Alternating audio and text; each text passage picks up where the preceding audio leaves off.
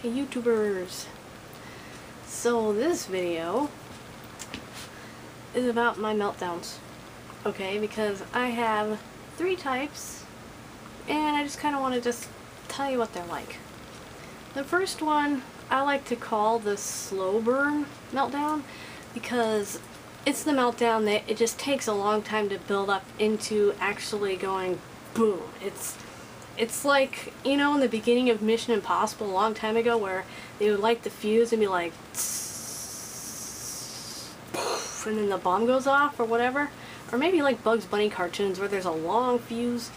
That's kind of what those meltdowns are like. It's like this fuse is lit and there's nothing you can do to cut it or make it go out. It's just, it's gonna blow, but it could blow in 5 minutes or it could blow in 5 hours. But these are the most annoying meltdown for me because they kind of feel the worst. And they feel bad because I can feel the tension building, and no matter how much I stim, I just can't relieve it. The meltdown has to relieve it. You know, it's kind of like if you've ever been like super constipated and you finally poop. Yeah, that's really what it's like. It's like you finally poop after you've been constipated for 6 days. You're sitting on the toilet going, oh God. It's over. It's out. Oh, that's so much better. Seriously. We've all been there. Okay, we've all been there. The second meltdown is, I call it a leaky meltdown because it's like, you know that black, hardened, kind of hard lava that like creeps across the streets in Hawaii? It kind of just creeps along really slowly. But if you like break it open, the flare of orange comes out. That's kind of what a leaky meltdown is like. It's like I'm kind of in the meltdown state, but anything can send me over into crying fits. Like my leaky meltdowns are almost always crying fits. They will just happen at random. But sometimes they can be triggered too. Like November 9th and December 17th are both like my leaky meltdown days where, you know, talking about or thinking of my grandma or seeing the same word that her name is, because her name is a word as well.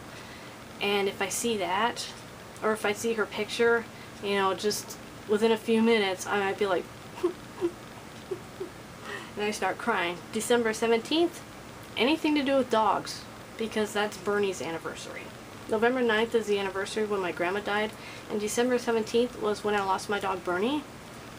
And that loss, the Bernie loss, was very painful because it was not expected and it was right next to Christmas. So that was really hard. So I'm like in a very bad state that day. I have to blacklist dogs on Tumblr on December 17th because otherwise I'd be crying constantly all day.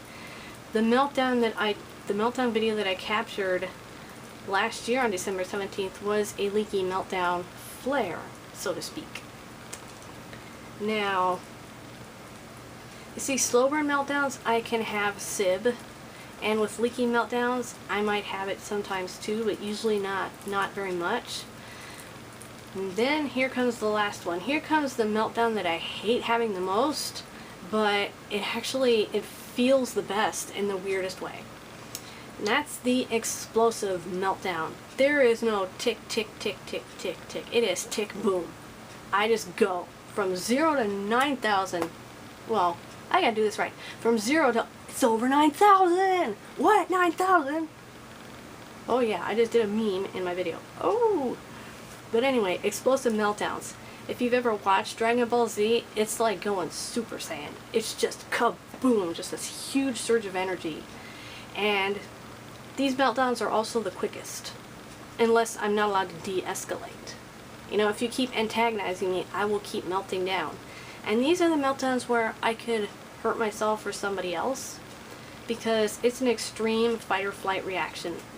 Sometimes all I might do is just go like this and scream as loud as I can, and then I'll be like, I'm fine, I'm okay. Like, that quick. But other times, I might just start hitting myself. I might take off running. And usually when I take off running, I will avoid things that move, like cars and people in streets, but I may not see that there's a ditch, and I could just run right off the edge of cement or something like that and into a ditch and get really hurt. And another thing with an explosive meltdown is if someone blocks me when I'm trying to run somewhere safe, I might be likely to push or hit you to get you out of my way, because all I'm thinking of is escape. And any obstacle, if I can't go over or around it or under it, I go through it. These explosive meltdowns also make my strength go way up because it's such a surge of adrenaline that, let's see, I have done some really amazing feats of strength with an explosive meltdown. I'm going to try to remember some of them. Let's see. One time I jumped like several steps up an entire staircase. I ran and I jumped. I jumped that high, kind of like Superman. And one time I put my fist through a car's side window. I didn't get hurt. I dented a car door with my fist, and I got bruises, but I wasn't really injured. Let's see what else. I dragged a motorcycle like 3 feet across grass. Literally a motorcycle, yes. At a friend's house a long time ago. I was a kid, this little kid, and it was like Supergirl just dragging this motorcycle. I don't even know why, but I was just freaking out. And let's see, also that same friend's house, yeah, I flipped over a sectional couch. Like literally just picked it up and flipped it over. And on a normal day, I can't do those things. And I also, let's see what else. There was one more thing. When I lived on Lincoln Street, there was a street I lived on called Lincoln Street, so this was before I was 9. I outrun a neighbor who ran track and field. And he did the sprint stuff where you go as fast as you can, and I outran this guy. And he was like, I don't know, 6 foot something. So he had longer legs than I did, but I just took off, and he couldn't catch me. He couldn't catch me till I stopped at the corner. I ran 2 blocks. But explosive meltdowns are my most dangerous meltdown because these are the kind of meltdowns where I can just very suddenly do something. Whereas with a slow burn meltdown, which is kind of the opposite of the explosive meltdown, a slow burn meltdown, I can kind of still think about what I'm doing, so I can like mitigate like self-injurious behavior with like my pillows and stuff like that, or hit my head on my bed instead of the wall. But when I'm having an explosive meltdown, I may not be able to stop my impulsive behaviors, which can be very scary and frustrating. And it's scary to me when it's happening because it's like, I know it's bad to hit people, but my focus is so narrow that all I can do is just do the quickest thing to get through that obstacle, get away from it. And if it has to be that I kick you in the balls and knock you down, well, yeah, that's gonna happen. And I'm sorry. That is not me.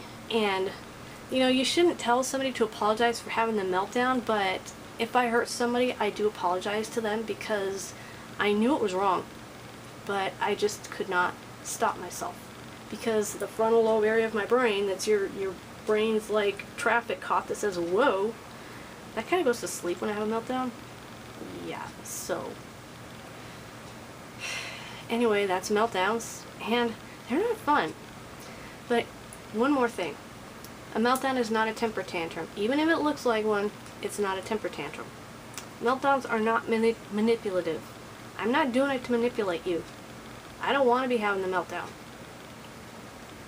And number 3, you should not punish people that have a meltdown. You shouldn't punish a meltdown because that's like me punishing you because you blink.